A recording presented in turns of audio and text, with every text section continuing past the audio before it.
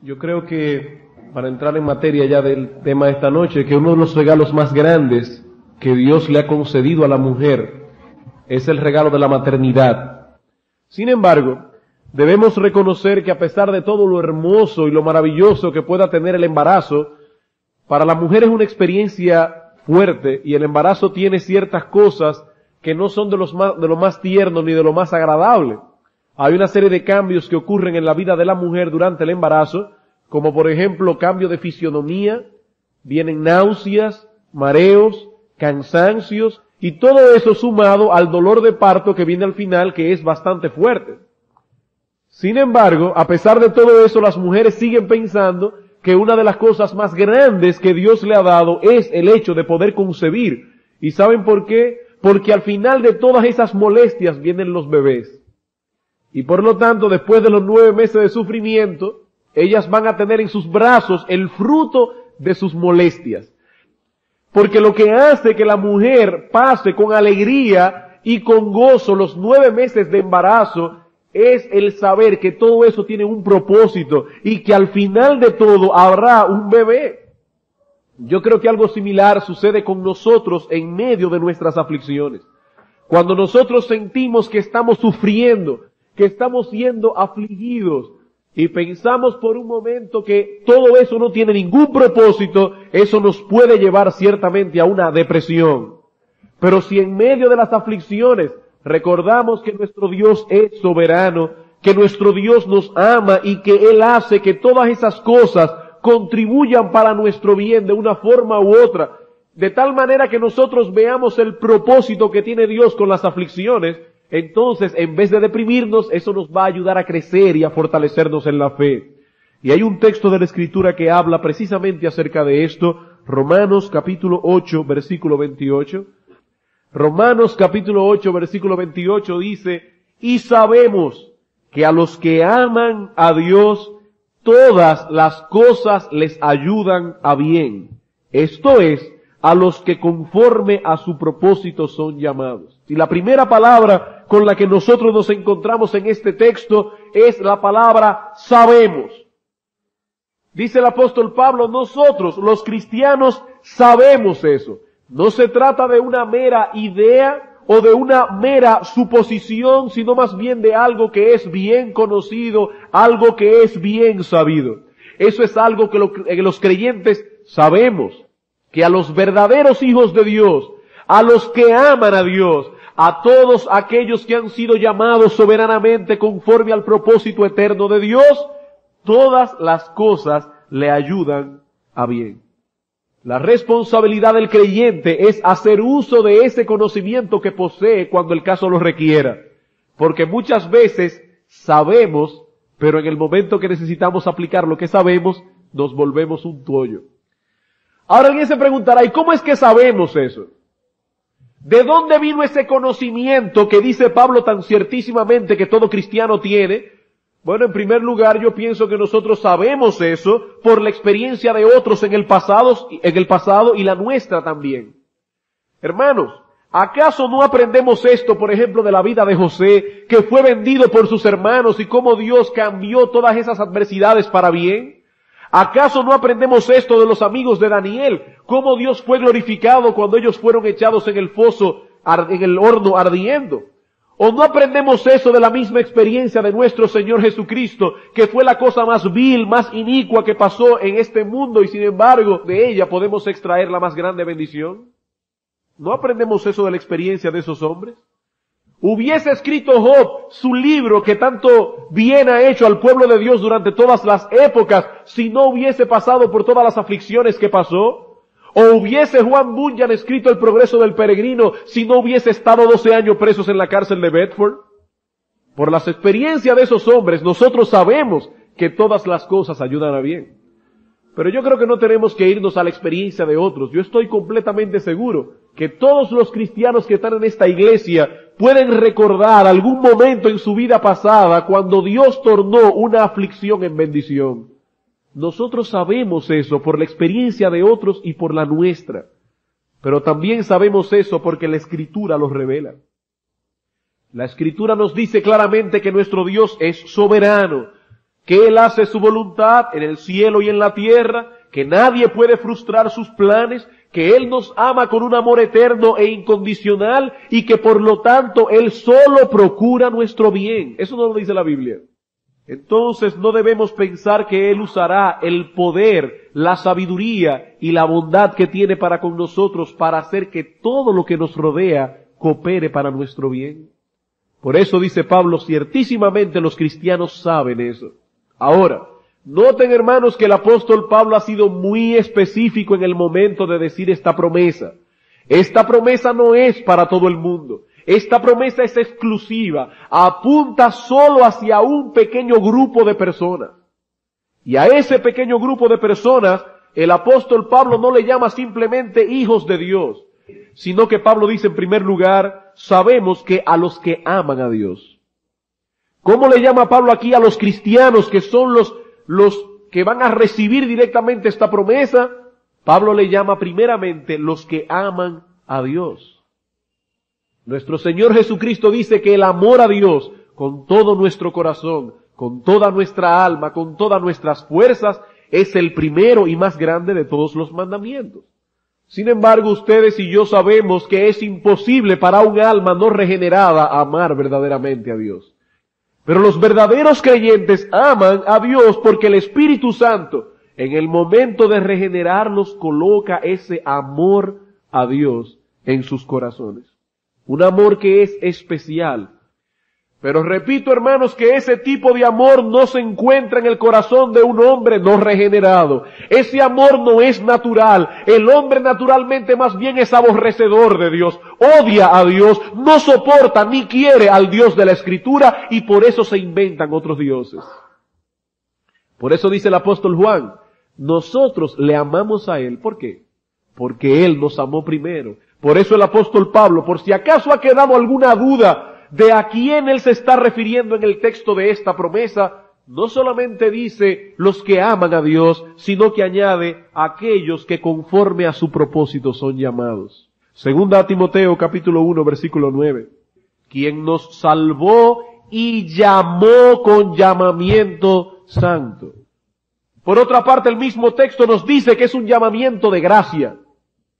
¿Por qué me llamó a mí Dios y no llamó a otro a salvación? Porque es un llamamiento de gracia, dice Él, quien nos salvó y llamó con llamamiento santo, no conforme a nuestras obras, sino según el propósito suyo y la gracia que nos fue dada en Jesús antes de los tiempos de los siglos. Es un llamamiento de gracia y por otra parte, y damos gloria a Dios por ello, es un llamamiento irresistible.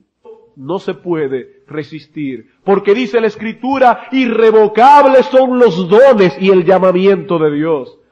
Hermano, cuando Dios te llamó a salvación, tú no viniste al Evangelio porque eras mejor que los demás pecadores, sino porque el llamamiento con que Dios te llamó fue un llamamiento irresistible. Tú no podías resistirlo. Dios conquistó tu voluntad. Y ese llamamiento está claro en nuestro texto. Dice aquí, a los que conforme a su propósito son llamados. Vemos entonces en Romanos capítulo 8, versículo 28, que hay un llamamiento y que ese llamamiento es conforme a un propósito eterno de Dios. ¿Y cuál es ese propósito eterno que tiene Dios al llamarnos a salvación? Su propia gloria. Dios lo hace todo para la gloria de su nombre. Y a pesar de que hay pecado en el mundo, al final veremos que Dios ha movido todas las cosas para que glorifiquen su nombre. Pero resulta, hermanos, que cuando el nombre de Dios es glorificado, el pueblo de Dios es bendecido. Por eso, como Él nos llamó conforme a un propósito que no puede ser frustrado de ninguna manera, dice la Escritura, por eso todas las cosas, a esos que fueron llamados conforme a ese propósito, tienen que obrar para bien. Por eso, hermanos, esta promesa es inclusiva y exclusiva. Es exclusiva porque solo atañe a los hijos de Dios. Los inconversos no tienen parte ni suerte en este asunto. Aquí dice a los que aman a Dios, a los que conforme a su propósito son llamados. Es una promesa exclusiva, pero es una promesa inclusiva porque incluye a todos los hijos de Dios. Bien, ¿y cuál es la promesa? Que todas las cosas, las buenas y las malas, las agradables y las desagradables, las justas, las injustas, todas las cosas, dice Pablo, ayudan, y literalmente la palabra significa obran o trabajan juntas. Hermanos, ¿sabían ustedes que hay sustancias venenosas que al ser ligadas por un experto se convierten en una medicina potente? De la misma manera nuestro Dios tiene el poder para hacer que cosas que son inicuas, perversas, injustas, desagradables, hacer que todas esas cosas se conviertan en una tremenda medicina para el pueblo de Dios. Todas las cosas trabajan juntas para el bien de aquellos que han sido llamados por Dios. Porque nuestro Dios es sabio, es todopoderoso y nos ama con un amor eterno. Y por lo tanto, Él hace que todas las cosas cooperen, dice Pablo, para nuestro bien. O como dice el salmista, todas las sendas de Jehová son misericordia y verdad para los que guardan su pacto y sus testimonios. Todas las sendas de Jehová son misericordia y verdad. ¿Para quiénes? Para los que guardan su pacto. Para aquellos que pertenecen a ese grupo que se conoce en la Escritura como el pueblo de Dios, los elegidos. Esto no significa de ninguna manera que las cosas malas son buenas. Esto no significa de ninguna manera que el pecado es una bendición. No, eso no es lo que estamos diciendo. Las cosas malas son malas. El pecado sigue siendo perverso. Lo que estamos diciendo es que todas esas cosas se encuentran bajo el total y perfecto control de un Dios soberano que hace que todas esas cosas obren para nuestro bien. Pensemos por un momento en las adversidades. Es cierto que muchas de nuestras adversidades son causadas por Satanás. Pero hermano, estaba equivocado Job cuando en medio de sus aflicciones causadas por el diablo dijo, Jehová dio, Jehová quitó. ¿Quién fue el que le quitó a Job todas sus posesiones? ¿Quién fue que le quitó a Job todos sus hijos? ¿Quién fue que le quitó a Job su salud? ¿Acaso no dice el primer capítulo que fue el diablo? ¿Pero qué dice Job? Jehová dio y Jehová quitó, sea el nombre de Jehová bendito, Dios lo quitó. ¿Acaso no fue el mismo Job que le dijo a su mujer, recibiremos de Dios el bien y el mal no lo recibiremos? Job reaccionó así porque él sabía que Satanás no podía actuar fuera del propósito de Dios. Satanás no podía actuar fuera del permiso de Dios, y cuando Dios le da permiso al diablo a actuar es porque él sabe que la actuación de Satanás va a redundar en nuestro bien, aunque parezca ilógico.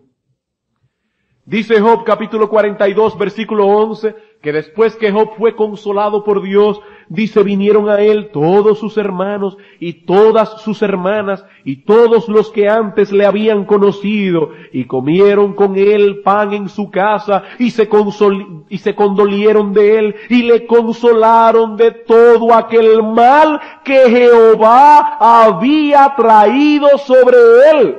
Aquí no dice de todo el mal que Satanás había traído sobre él. Aquí dice el mal que Jehová, Dios, el Dios que lo amaba infinitamente con un amor eterno e inmutable, ese mismo Dios permitió que el diablo afligiera a Job. Porque Dios es ese químico experto que puede tomar el veneno, ligarlo en proporciones sabias y hacer del veneno una medicina. Jehová dio, Jehová quitó, sea el nombre de Jehová bendito. Y dice la Escritura que en todo esto Job no atribuyó a Dios despropósito alguno. Él sabía que algún propósito tenía Dios con las adversidades. Hermanos, no hay un maestro mejor que la aflicción. No hay un maestro más eficaz que el dolor y la aflicción. La aflicción obra para nuestro bien. Y alguien pensará, ¿y en qué obra para nuestro bien la aflicción? Hermanos, a través de la aflicción, Dios nos ayuda a ser más santos. Dice Juan capítulo 15, versículo 2, yo soy la vid verdadera, mi Padre es el labrador, y todo pámpano que está dando fruto, ¿qué hace Dios? Lo poda para que dé más fruto, le corta pedazos en su vida, le trae aflicciones y dolores y angustias, para que eso lo ayude a ser cada vez más santo y más fructífero. Es verdad que ninguna disciplina al presente parece ser causa de gozo, pero esa disciplina, dice el apóstol que escribió la epístola a los Hebreos, dice que nos es provechosa para que participemos de su santidad. Hermanos, es en medio de las aflicciones que se nos manifiesta desde adentro lo que realmente nosotros somos. Es en momentos de aflicciones cuando sale a relucir en nuestra vida lo que realmente nosotros somos. Y eso es un indicativo que Dios nos da para que nosotros aprendamos a limpiarnos y a vivir en más santidad. Qué buenas son entonces las aflicciones. ¿Acaso no son las aflicciones las que nos llevan a depender más del Señor? Nuestro orgullo muchas veces nos lleva a depender del conocimiento que tenemos de la Escritura, o nos lleva a depender de los talentos y los dones que Dios nos ha dado, pero cuando vienen las aflicciones y nos vemos sumergidos en debilidad, entonces aprendemos a huir a los brazos del Señor. Segunda a los Corintios capítulo 1. En eso las aflicciones obran para nuestro bien. Segunda a los Corintios capítulo 1 versículos 8 y 9, porque hermanos, no queremos que ignoréis acerca de nuestra tribulación que nos sobrevino en Asia, pues fuimos abrumados sobremanera más allá de nuestras fuerzas, de tal modo que aún perdimos la esperanza de conservar la vida. Pero tuvimos en nosotros mismos sentencia de muerte para que no confiásemos en nosotros mismos, sino en Dios que resucita de los muertos. Y para eso la aflicción obra para nuestro bien, porque nos hace ver nuestra debilidad y nos lleva rápido a acudir a los brazos del Señor. Las aflicciones obran para nuestro bien, ¿saben para qué? Porque nos capacitan para servir a los santos que sufren. Segunda a los Corintios, ahí mismo, capítulo 1, versículo 3. Bendito sea el Dios y Padre de nuestro Señor Jesucristo, Padre de misericordias y Dios de toda consolación, el cual nos consuela en todas nuestras tribulaciones, para que podamos también nosotros consolar a los que están en cualquier tribulación, por medio de la consolación con que nosotros somos consolados por Dios. ¿Acaso no ha sido verdad en nuestra vida que una tribulación y una aflicción nos hace sensibles al dolor de los demás? Y qué bueno es poder ir ahí a la cabecera de un hermano enfermo que sufre y decirle: hermano, yo te entiendo, porque yo también pasé exactamente por lo mismo, pero quiero decirte que Dios me consoló. Quiero decirte que Dios me fortaleció en medio de mi aflicción. Y todo eso nos capacita para consolar y servirle a otros. ¿Acaso no son las aflicciones las que contribuyen a nuestra madurez? Segunda a los Corintios capítulo 4, versículo 16 y 17. Luego que el apóstol Pablo dice que estuvo a punto de perder la vida, en ese contexto dice: por tanto no desmayamos. Antes, aunque nuestro hombre exterior se va desgastando, el interior no obstante se renueva de día en día. Porque esta leve tribulación momentánea, así le llamó Pablo al hecho de que estuvo a punto de perder la vida. Él dice, eso fue una leve tribulación momentánea que produce en nosotros un cada vez más excelente y eterno peso de gloria. Por eso dice el apóstol Pedro: y el mismo Dios de toda gracia, después que hayáis padecido un poco de tiempo, Él mismo os afirme, fortalezca y establezca. Pero después que hayáis padecido un poco de tiempo, porque la aflicción nos ayuda a madurar y fortalece en nuestra comunión con Dios.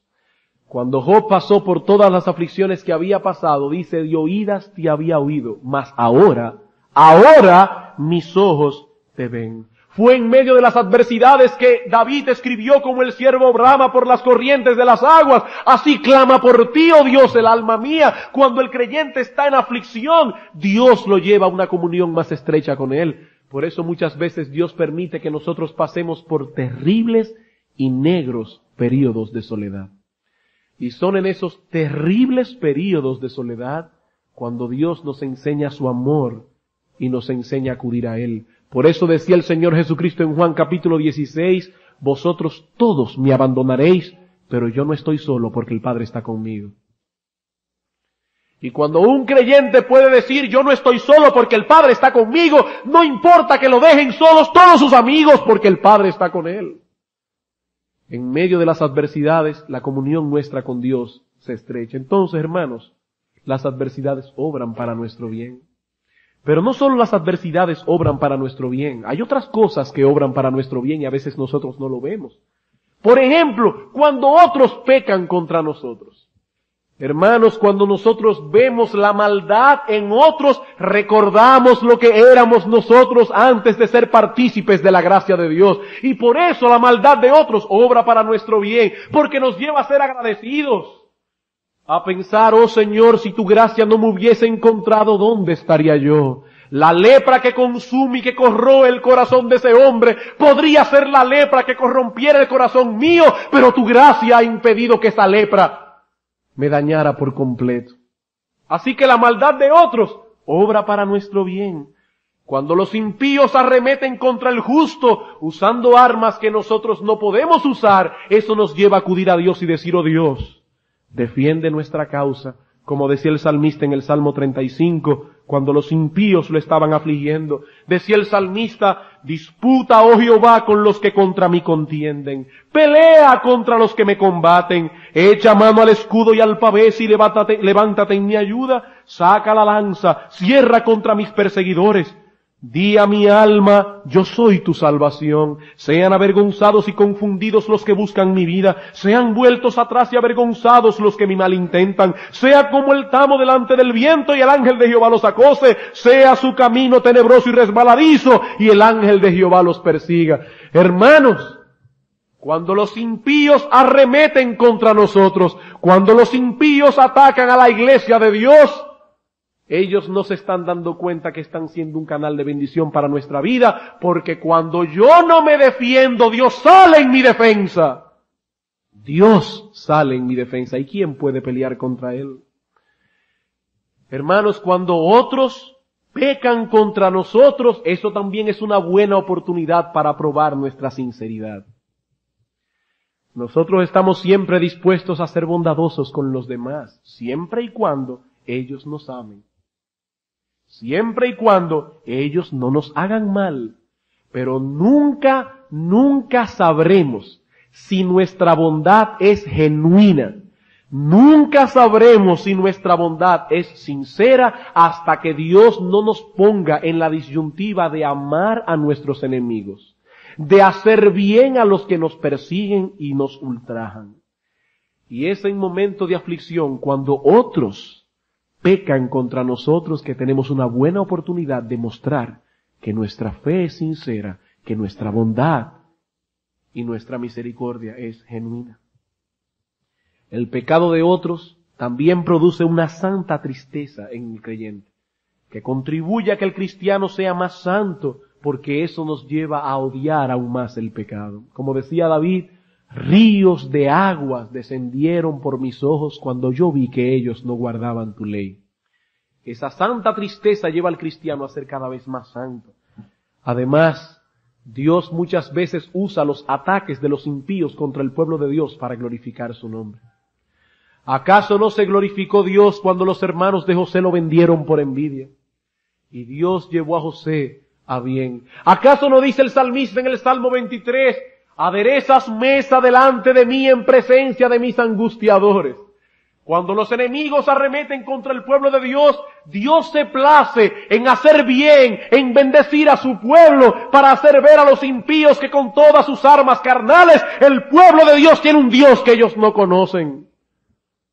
Por eso, hermanos, gloria a Dios y gracias a Él, porque algunos atacan su iglesia. Porque cuando la iglesia de Jesucristo es atacada por impíos o por falsos hermanos, entonces Dios comienza a bendecirla. Dios abre la ventana de los cielos porque Dios se quiere glorificar en medio de su pueblo, en medio de las aflicciones, cuando otros pecan contra el pueblo de Dios. Hermanos, las aflicciones obran para nuestro bien. El pecado de otros obra para nuestro bien y hasta las tentaciones obran para nuestro bien. Yo no estoy diciendo que el creyente debe buscar las tentaciones. Más bien dice la Escritura que el creyente debe orar a Dios, Señor, líbrame de tentación. La tentación es perversa, es maligna, es inicua, es vil, pero Dios tiene tanto poder y control aún hasta del pecado, que Él hace que las tentaciones del diablo obren para nuestro bien. ¿Acaso, hermanos, no son las tentaciones las que nos revelan lo que hay en nuestros corazones? Cuando somos tentados y nos pasan esos pensamientos horribles por nuestra mente. ¿Acaso no nos revela la maldad que hay en nuestra alma? No son las tentaciones las que nos hacen apercibirnos del enemigo que nos acosa constantemente, pero que no vemos. Sin embargo, cuando Dios permite que nosotros seamos zarandeados como trigo, entonces es que nos hacemos alertas de que el diablo está rondando. Entonces las tentaciones son para nuestro bien. ¿No son también las tentaciones las que nos mantienen en humildad al revelarnos la maldad que hay en nuestra alma? Y decimos, oh Dios, si no fuera por tu gracia, definitivamente, yo no hubiera podido ser salvo. La maldad que hay en mi alma es increíble. ¿No son también las tentaciones las que nos hacen desear el cielo con todo nuestro corazón? Entonces, hermanos, todo obra para nuestro bien.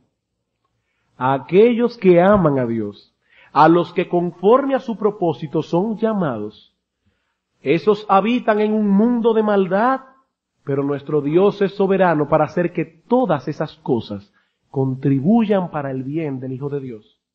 Pero esta no es una promesa que trabaja automáticamente en nuestras vidas cuando vienen las aflicciones. Ya usted y yo sabemos eso. Dios nos los ha enseñado a través de la experiencia. Dios nos lo ha revelado a través de la palabra de Dios. Pero hermanos, es algo que debemos recordar en los momentos de angustias. Pero hermanos, este es un problema básicamente de elección. De elección. Yo tengo que elegir usar el antídoto. Y elegir no deprimirme, sabiendo que dice la Escritura, que Dios lo promete y Dios no puede mentir, que a los que aman a Dios, todas las cosas ayudan a bien.